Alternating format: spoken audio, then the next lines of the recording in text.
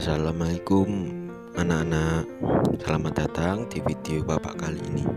Bapak akan menerangkan tentang tema 7 peristiwa dalam kehidupan, subtema 2 peristiwa kebangsaan seputar proklamasi kemerdekaan.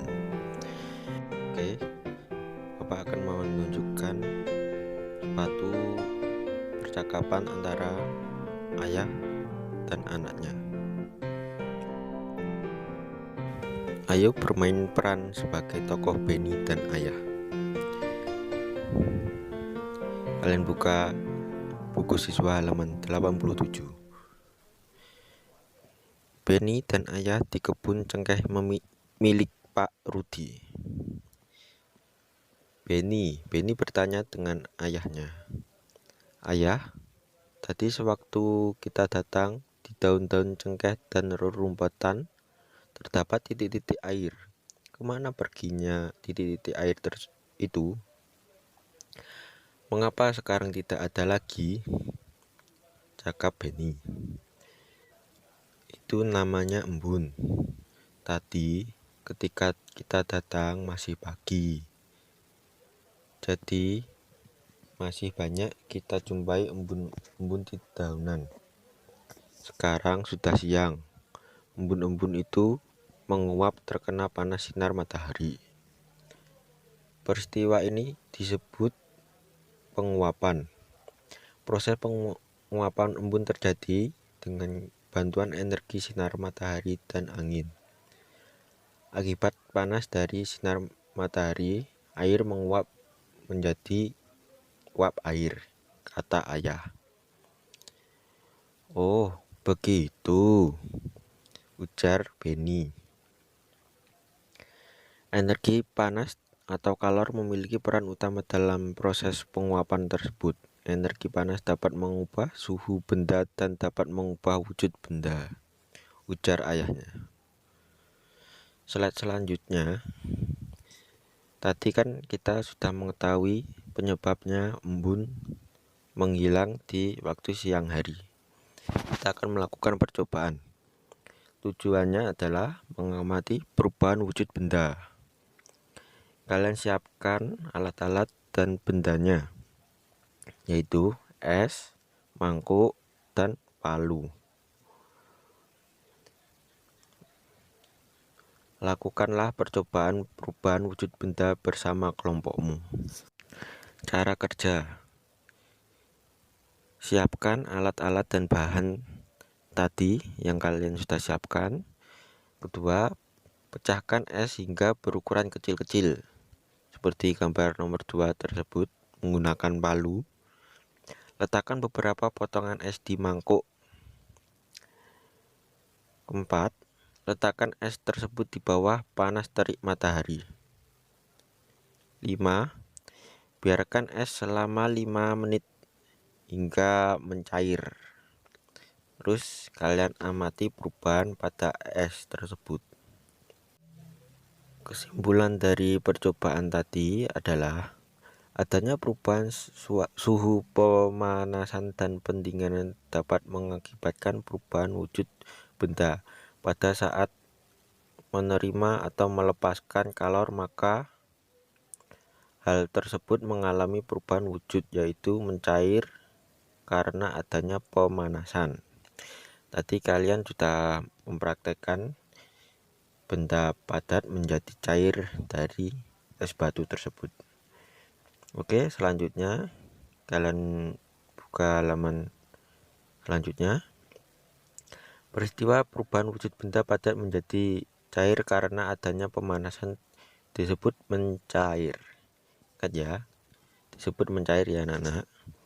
Contoh lain, peristiwa mencair sebagai bentuk perubahan wujud benda karena kalor atau panas adalah: yang pertama, mentega dipanaskan. Kalian pernah membantu orang tua kalian saat menggoreng telur? Mentega dipanaskan akan mencair. Yang kedua, logam dipanaskan pada suhu tinggi. Yang ketiga, lilin dipanaskan. Lilin dipanaskan. Kalian pas saat mati lampu, kalian pasti menyalakan lilin. Membutuhkan waktu lama lilin mencair. Ini logam yang dipanaskan, yang awalnya logam tersebut padat, yang dipanaskan dengan suhu tinggi hingga menjadi cair.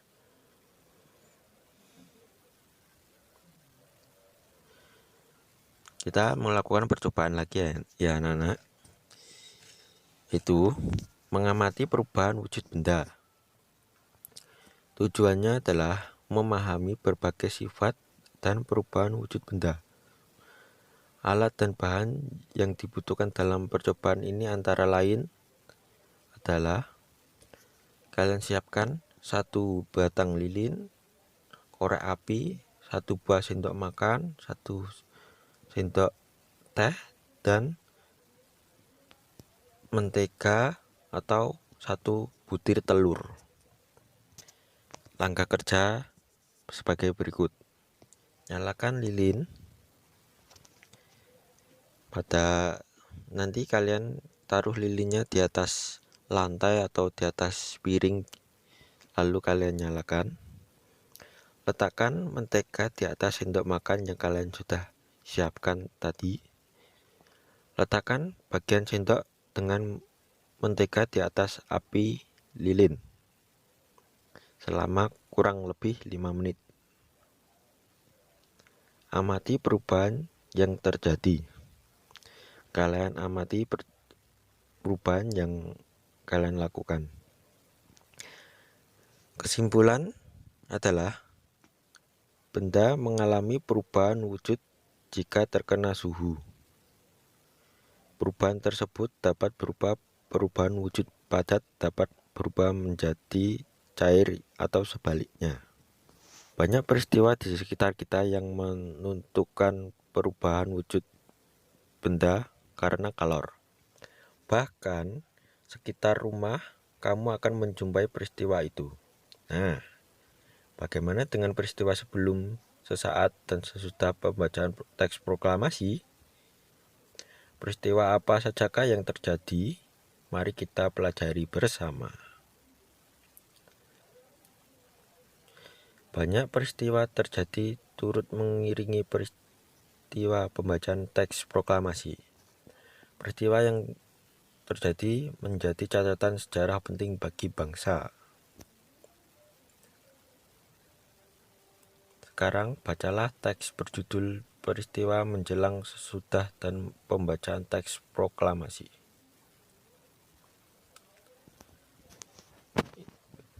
Kalian buka teks di buku siswa tentang yang berjudul Peristiwa Menjelang dan Sesudah Pembacaan Teks Proklamasi. Setelah mendengar berita Jepang menyerah kepada sekutu, bangsa Indonesia mempersiapkan dirinya untuk merdeka. Perundingan-perundingan diadakan di antara para pemuda dan tokoh-tokoh tua, maupun di antara para pemuda sendiri. Walaupun demikian, antara tokoh pemuda dan golongan tua sering terjadi perbedaan pendapat. Akibatnya, terjadilah peristiwa Rengas Dengklok pada tanggal 16 Agustus pukul 4 waktu Indonesia Barat. Bung Hatta dan Bung Karno beserta Ibu Fatmawati dan Guntur Soekarno putra di bawah pemuda ke Rengas Dengklok agar tidak dipengaruhi oleh Jepang. Tujuannya mendesak golongan tua untuk segera memproklamirkan kemerdekaan Indonesia.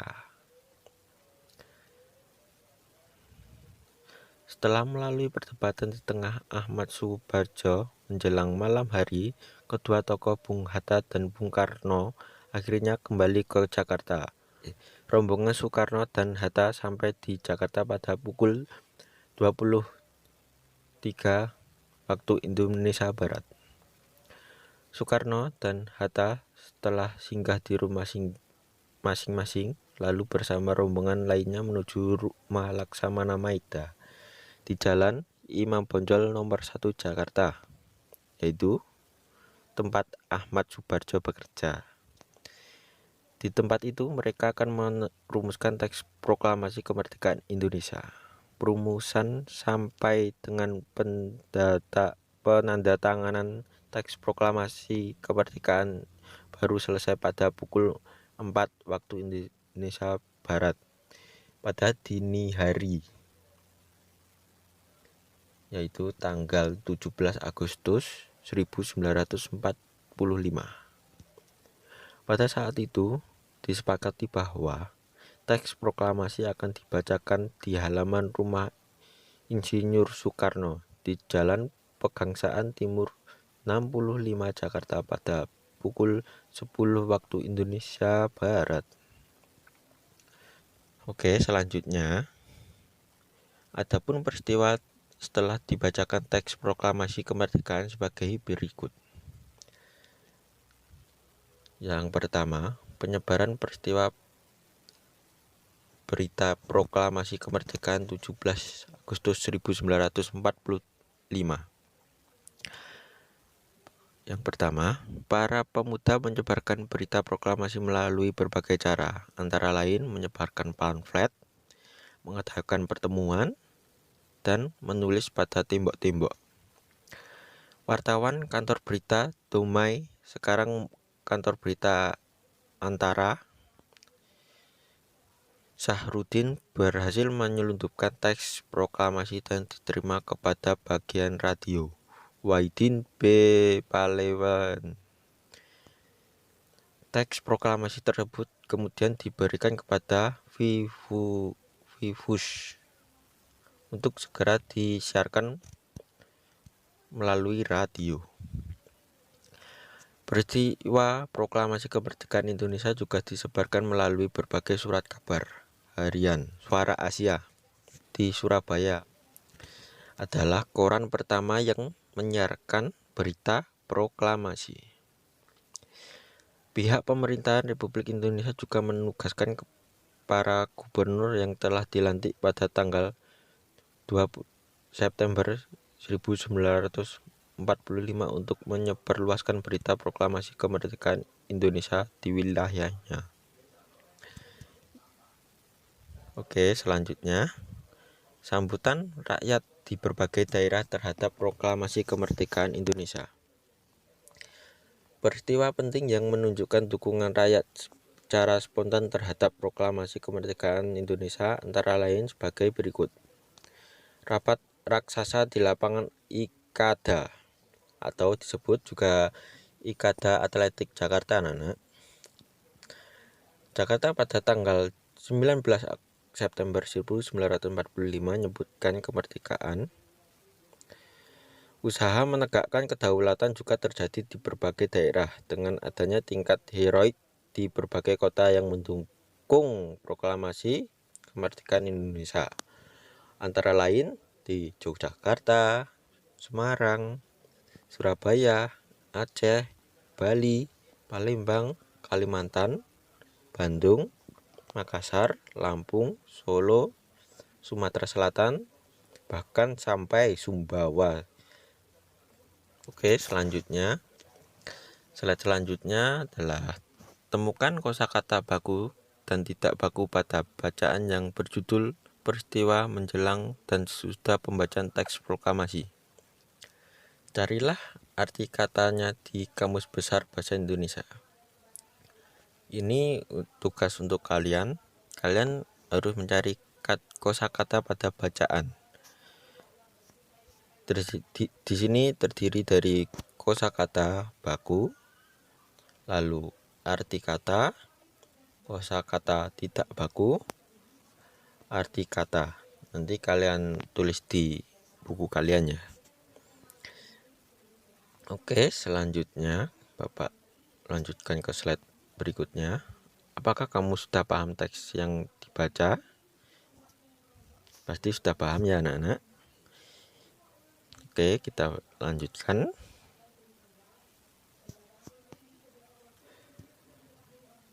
Jawablah pertanyaan berikut. Nah, yang ini Bapak buat seperti kolom-kolom ini yang terdiri dari 6 kotak. Yang pertama, kapan peristiwa Rengas Dengklok terjadi? Tadi kan sudah ada di bacaan, kalian cari di bacaan tadi. Siapakah yang diamankan dalam peristiwa Rengas Dengklok? Apa yang terjadi di Rengas Dengklok? Selanjutnya, apa hasil kesepakatan peristiwa Rengas Dengklok tadi? Yang selanjutnya, apa tujuan peristiwa Rengas Dengklok? Siapa yang melopori peristiwa Rengas Dengklok? Kalian jawab nanti, kalian gambar seperti di gambar ini di buku kalian atau di kertas kalian. Oke, selanjutnya, penyebarluasan berita pembacaan teks proklamasi kemerdekaan. Carilah kembali peristiwa yang terjadi dalam pembacaan teks proklamasi kemerdekaan Indonesia pada kolom berikut.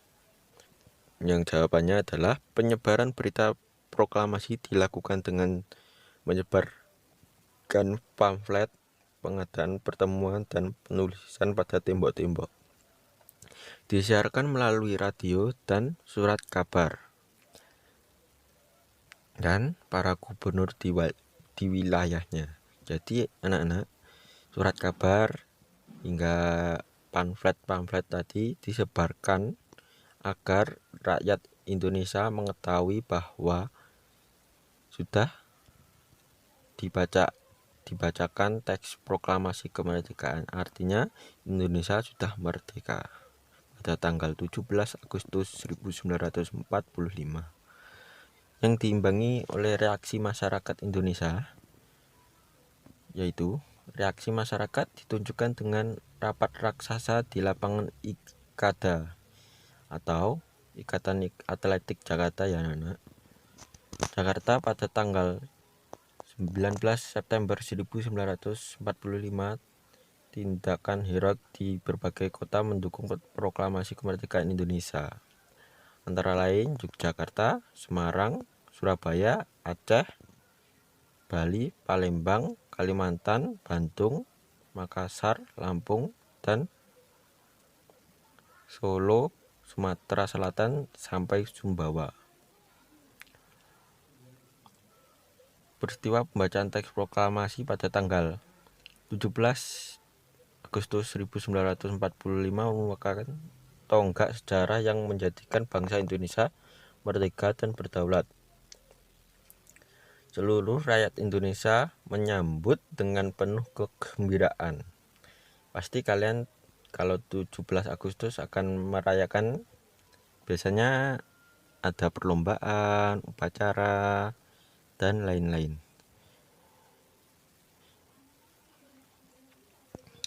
Biasanya kita akan menyanyikan lagu Hari Merdeka. Kalian bisa baca pada halaman 94. Kita nyanyikan bersama-sama ya anak-anak. 1, 2, 3. 17 Agustus tahun 45. Itulah hari kemerdekaan kita. Saat ini kalian buka dan kalian nyanyikan. Selanjutnya, gerakan tari adalah serangkaian gerakan indah padat dalam tubuh manusia. Penampilan gerak tari akan terasa lebih indah jika ada iringan musiknya. Musik dapat mengatur tempo gerak sebagai pengiring pemberian suasana atau sebagai ilustrasi untuk mempertegas ekspresi gerak. Keindahan gerak tari juga dapat dilihat dari pola lantai saat penari memperagakan gerak tari. Ada 3 bentuk karya tari menurut jenis, yaitu bentuk karya tari tunggal, karya tari berpasangan, dan bentuk tari kelompok. Nah, ini contohnya. Yang ini adalah gerak tari tunggal. Yang berdua ini adalah berpasangan, yang biasanya terdiri dari laki-laki dan perempuan. Dan yang ini adalah bentuk tari kelompok, biasanya lebih dari 2, bisa 3, 4, atau bahkan lebih dari 5. Oke, selanjutnya ini adalah pola lantai gerak tari. Ini untuk tari tunggal yang terdiri dari 6. Penari bergerak melalui garis lurus di depan. Penari gerak melalui gerak diagonal. Penari bergerak melalui garis horizontal. Penari bergerak melalui garis diagonal. Penari bergerak melalui garis lurus ke depan. Penari bergerak melalui garis lingkaran. Dan yang ini adalah susunan pola lantai secara berpasangan atau berkelompok. Ini ada formasi penari yang membentuk pola lantai diagonal. Ini formasi penari yang berbentuk segi 5. Yang ini formasi yang berbentuk lurus ke depan. Yang ini zigzag. Ini formasi lingkaran. Ini formasi diagonal lagi. Oke anak-anak, sudah paham kan? Bapak kasih pertanyaan, didiskusikan bersama teman sebangkumu. Yang pertama, perbedaan bentuk karya tari tunggal berpasangan dan kelompok. 2. Bagaimana pola lantai pada karya tunggal dan berpasangan. Yang ketiga, berasal dari manakah tari saman berasal? Pola lantai apakah yang digunakan untuk tari saman? Yang keempat, berikan masing-masing 2 contoh karya tari yang menggunakan pola lantai. Kalian nanti cari 2 contoh yang masing-masing adalah pola lantai tunggal, 2 contoh tari. Yang kedua, berpasangan. Pola lantai berpasangan, 2 contoh tari. Pola lantai kelompok, 2 contoh tari. Kalian nanti cari masing-masing 2 ya. Yang kelima, jenis pola lantai apa yang sering digunakan dalam pementasan tari? Sebutkan alasannya. Tugas untuk tema 7, subtema 2, pembelajaran 2 hari ini, yang terdiri dari kosakata pada bacaan halaman 92, ayo berlatih halaman 92, dan ayo berdiskusi halaman 95. Kalian bisa kerjakan di kertas kalian atau di buku kalian. Nanti Bapak kasih link untuk pengumpulannya, baik dari WA atau dari Google Form. Bagaimana pembelajaran hari ini? Apakah menyenangkan? Apakah bisa dipahami? Oke, sebelum pembelajaran hari ini Bapak tutup, sebelumnya mohon maaf apabila ada kesalahan atau tutur kata. Assalamualaikum warahmatullahi wabarakatuh. Sampai jumpa.